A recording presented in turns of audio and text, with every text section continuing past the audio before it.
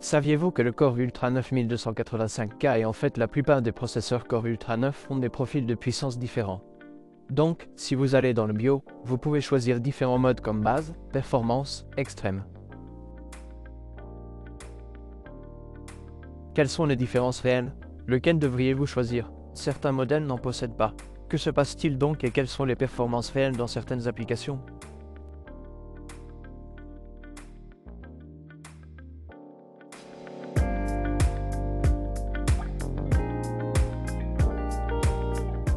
L'obtention de licence Windows est bon marché et facile avec Cookies.com et si vous utilisez le code TN20, vous bénéficiez d'une remise supplémentaire.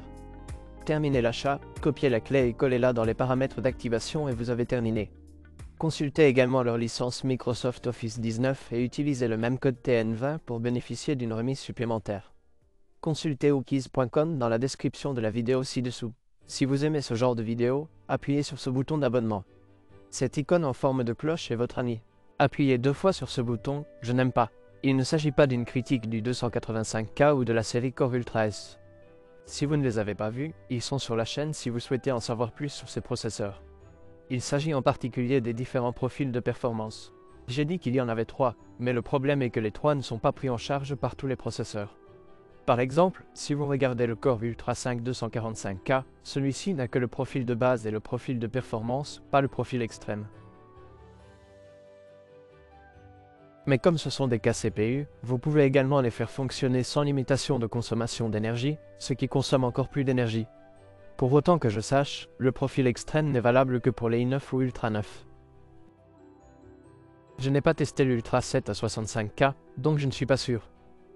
Il pourrait également être disponible là-bas. Mais pour l'instant, je ne peux vous parler que de ces deux-là. Si quelqu'un le sait, merci de me le faire savoir dans la section commentaires ci-dessous. J'ai pris le Core Ultra 9 et j'ai fait les tests sur base, performance, extrême, puis illimité pour voir la différence de performance réelle. Tout d'abord, vous devez examiner les différents profils et les limites de puissance qui leur sont associées. Le profil de base a un PL2 de 177 et un PL1 de 125, ce qui signifie que dans les performances boostées, disons que vous faites quelque chose de très légèrement boosté que tous les cœurs doivent booster, l'ensemble du processeur peut tirer jusqu'à 177 watts. Mais après 57 secondes, la puissance descend à 125 watts, puis le reste du temps. Par exemple, si vous regardez Cinebench R24, vous pouvez voir qu'elle monte d'abord à 177 watts, puis qu'elle redescend à 125 watts. Ensuite, dans le profil de performance, si vous voyez cela, vous pouvez voir que les PL1 et PL2 sont de 250 watts, ce qui signifie qu'il va tirer 250 watts à tout moment car les PL1 et PL2 sont appariés. Donc, le boost est de 250 et il va continuer à le faire pour le reste du test Cinebench R24 si vous exécutez des charges de travail très gourmandes en CPU.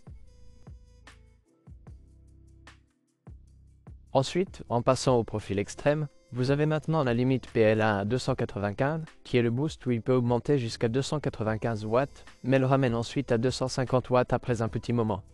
Et enfin, il y a les paramètres de puissance illimitée où vous pouvez simplement maximiser tout et laisser la carte mère décider de la quantité d'énergie qu'elle peut transmettre au processeur avec ses vitesses d'horloge. Et là, j'ai vu que le processeur atteint en fait une consommation d'énergie maximale d'environ 280 watts, pas plus que cela.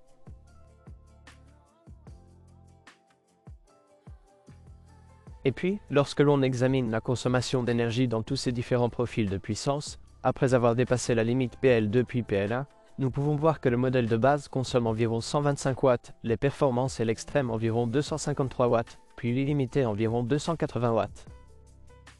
Mais qu'en est-il des résultats réels dans les charges de travail monocœur et multicœur? Tout d'abord, le Cinebench R24, et nous pouvons voir que le modèle monocœur de base est de 134. À l'extrême, je peux le trouver en 148. Et illimité, où aucune limite n'est attachée, est en fait un peu plus lent dans les performances multicœur par rapport à l'extrême. L'extrême semble être environ 10% plus rapide dans le score monocœur. Maintenant, dans le score multicœur, c'est là que la plus grande différence apparaît car la base ne consomme que 125 watts, alors que les performances sont de 250 watts. Donc, si vous recherchez 12% de performance supplémentaire, mais une consommation d'énergie littéralement doublée. Donc, si vous recherchez un processeur très efficace et des résultats très efficaces, le modèle de base pourrait être celui qu'il vous faut. Ensuite, l'extrême va un peu plus loin et est environ 20% plus rapide que le modèle de base. C'est à ce moment-là que nous pouvons augmenter la puissance jusqu'à 295 watts, puis descendre à 250. Il est intéressant de noter que lorsqu'une puissance illimitée est appliquée, pour une raison quelconque, peut-être parce qu'elle est parfois suralimentée puis sous-alimentée, elle n'est pas aussi stable que le profil de base extrême d'Intel. La carte mère ne fait pas un aussi bon travail, et nous ne sommes que 17% plus rapides que le modèle de base, ce qui est environ 3% plus lent que le profil extrême. J'ai également effectué un test de 10 minutes, juste pour voir si une durée plus longue était différente. Et vous pouvez voir que le modèle de base recule encore plus car les 125 watts dureront plus longtemps. Et la limite PLA n'a pas autant d'importance car le boost représente une fraction infime du test de 10 minutes. Et puis le profil de performance est 13% plus rapide, le profil extrême environ 22% plus rapide, puis le profil illimité environ 19,5% plus rapide. Passons à Photoshop, car il y a maintenant deux charges de travail créatives distinctes que je veux tester. Photoshop, où il y a beaucoup d'utilisation monocœur, mais aussi parfois des choses multithread lorsque vous assemblez et exportez. Il utilise également cela, mais comme nous n'atteignons pas la limite PL1, je veux voir à quel point le résultat est différent entre ces différents profils. Nous allons ensuite faire la même chose dans le montage vidéo, où nous avons un peu plus de charges de travail multithread et des exportations et encodages différents, etc. Dans Photoshop, il est intéressant de noter que le mode performance est environ 2,6% plus lent que le mode de base. Comme vous pouvez le voir, la différence n'est pas si grande. Le mode extrême est à 1% du modèle de base, et le mode illimité est le plus rapide ici, mais toujours environ 2,3% plus rapide. Donc, si vous êtes un photographe qui utilise beaucoup Photoshop, par exemple, alors avoir votre processeur en mode extrême ou performance n'a pas vraiment de sens, car vous n'obtenez pas beaucoup de puissance, mais vous utilisez beaucoup d'électricité. Dans Premiere Pro, les choses peuvent se passer un peu différemment. Le mode performance est environ 2 à 3% plus rapide que le modèle de base. Ce n'est pas si différent, mais les choses commencent à changer un peu quand on passe au profil extrême. Le profil extrême est 36% plus rapide que le modèle de base. Et il se passe des choses intéressantes à ce niveau. La plupart du temps, le score du GOP à long terme est extrêmement différent. Et je ne sais pas si lorsque nous sommes sur le score de base et de performance, l'IGPU réel entre vraiment en jeu ou s'il y a une certaine instabilité du pilote sur les profils inférieurs. Mais comme vous pouvez le voir, le score GOP long, c'est comme une différence ridicule. J'ai dû le vérifier à 2 reprises, car j'ai littéralement l'impression qu'il en manque l'un dès le début de ce benchmark, car les autres sont autour de 140, alors que la base et les performances sont autour de 40. Donc il manque le 100. Mais non, j'ai fait le test 3, 4 fois. J'obtiens le même résultat. Les performances extrêmes et illimitées obtiennent des scores GOP long bien meilleurs. Les autres scores sont à quelques pourcents près. Le brut, évidemment, est également un peu meilleur, comme vous pouvez le voir dans les extrêmes et illimités, environ 6 à 7 ou 8%. Mais c'est lorsque nous utilisons réellement beaucoup de voitures et il faut booster un peu plus longtemps que les scores de base et de performance. Disons qu'il y avait un problème de pilote avec le score GOP long. Nous envisageons probablement une augmentation des performances de 3 à 7% dans les profils extrêmes et illimités. Comme vous pouvez le constater, le score illimité ne gagne pas vraiment plus que le profil extrême, peut-être 1 ou 2%, ce qui ne semble pas vraiment valoir le coup. En conclusion, quel profil de performance devrions-nous réellement utiliser? Pour les personnes qui utilisent leur PC pour des tâches plus gourmandes en ressources, vous devriez probablement le mettre sur le profil de base et économiser de l'électricité. Mais pour les personnes qui font peut-être un peu plus de montage vidéo et de tâches multithread, je pense que le profil extrême est une très bonne option. La performance est en quelque sorte juste au milieu, là où elle tombe d'un côté ou de l'autre. Pas si différent de l'extrême. Je suppose que lorsque vous optez pour un refroidissement par rêve et que vous souhaitez simplement refroidir les 250 watts, cela peut être le cas. Peut-être que 295 watts, c'est trop. Mais pour moi, le mode performance n'a aucun sens. Le mode extrême est celui que je choisirais, mais le mode performance est le seul disponible pour votre Ultra 5.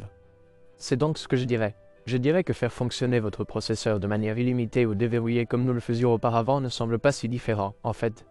Et nous gaspillons simplement beaucoup de puissance et d'énergie, en particulier dans les flux de travail créatifs. Cela ne vaut pas la peine de monter 284 watts supplémentaires jusqu'à 40-30 watts de plus simplement parce que nous obtenons 1 à 2% de performance supplémentaire.